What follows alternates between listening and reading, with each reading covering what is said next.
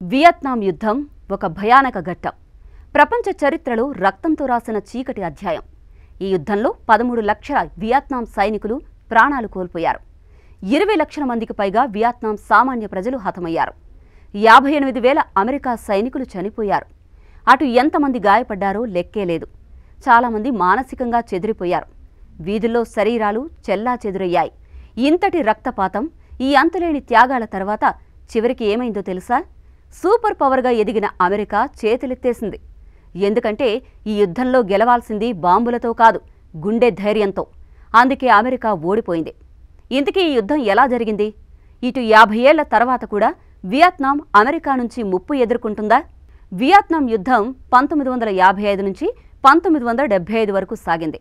ఈ యుద్ధం మానవ సమాజం మీద, పర్యావరణం మీద బలమైన గాయం మిగిల్చింది. ఇది మిగిలిన యుద్ధాల లాంటి యుద్ధం కాదు. ఈ యుద్ధం మాటున చేసిన విధ్వంసం, ప్రజానీకానికి మిగిల్చిన బాధ, వేదన కొన్ని దశాబ్దాలుగా ప్రతిధ్వనిస్తూనే ఉన్నాయి. ఈ యుద్ధానికి ఉన్న చారిత్రక మూలాలు, ఈ యుద్ధం మూలంగా జరిగిన పర్యావరణ విధ్వంసం ప్రపంచ ప్రజానీకాన్ని పీడకలలా ఇప్పటికీ వెంటాడుతూనే ఉన్నాయి. వలస పాలనను వ్యతిరేకిస్తూ వియత్నామిన్ శక్తుల పోరాటాన్ని అణిచివేయాలని ప్రయత్నిస్తున్న ఫ్రాన్స్కు అమెరికా బలమైన తోడుగా నిలిచింది.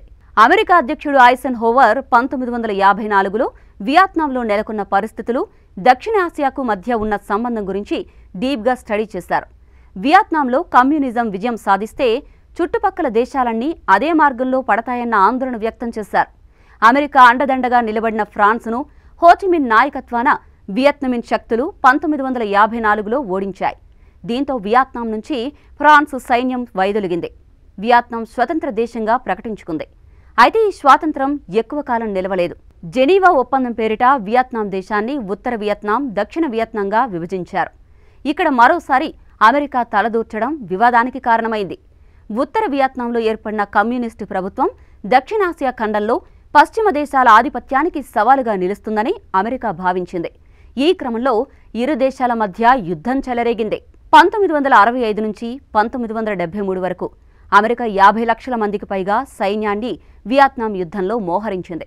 అమెరికా వియత్నాంలో అంగుళం భూభాగాన్ని కూడా వదిలిపెట్టకుండా వైమానిక దాడుల ద్వారా బాంబుల వర్షం కురిపించింది. రసాయన యుద్ధానికి పాల్పడింది. అయితే అమెరికాలో ఈ యుద్ధానికి వ్యతిరేకంగా పెద్ద ఎత్తున నిరసన ప్రదర్శనలు చెలరేగాయి. అమెరికా వైఖరికి వ్యతిరేకంగా అంతర్జాతీయ సమాజం తీసుకొచ్చిన ఒత్తిడి, దేశీయంగా ఉధృతమైన నిరసనల కారణంగా అమెరికా వియత్నాం నుంచి తన సైన్యాన్ని ఉపసంహరించుకుంటూ 1973లో ప్యారిస్లో ఒక శాంతి ఒప్పందం మీద సంతకాలు చేసింది. అయితే అమెరికా చేసిన ఈ రసాయన యుద్ధం కారణంగా వియత్నాంలో పంటలు, అడవులు నాశనమయ్యాయి. రసాయనాల విష ప్రభావాలతో దాదాపు 30 లక్షల మంది వియత్నమీస్ ప్రజలు అనారోగ్యం పాలైతే మరో 10 లక్షల మంది అంగవైకల్యానికి గురయ్యారు. యుద్ధం తర్వాత జన్మించిన తరం పిల్లలు కూడా జన్యుపరమైన లోపాలతో పుట్టారు. ఇంతటి ఘోరమైన యుద్ధాన్ని చవిచూసిన వియత్నాం ఇప్పుడు వారు ముగిసిన 50 ఏళ్ల తర్వాత కూడా అమెరికా నుంచి మరో ముప్పు ఎదుర్కొంటోంది. అయితే ఈసారి అది బాంబుల రూపంలో కాదు, కడుపు కాల్చి పేదల పొట్ట కొట్టే టారిఫ్ల రూపంలో. అవును, వియత్నాం కొత్త శత్రువు అక్కడి భూభాగంపైనే ఉంది. అవే అమెరికా టారిఫ్లు.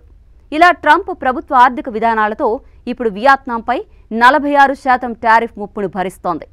ఈ ఒక్క నిర్ణయం వియత్నాం ఆర్థిక దిశను తలకిందులు చేయగలదు. అప్పట్లో వియత్నాం దేశాన్ని విడదీసిన అమెరికా ఇప్పుడు ఆర్థికంగా చీల్చే ప్రయత్నం చేస్తోంది. మరి వియత్నాం ప్రభుత్వం, ప్రజలు ట్రంప్ దాడిని ఎలా తిప్పికొట్టగలరో చూడాలి మరి.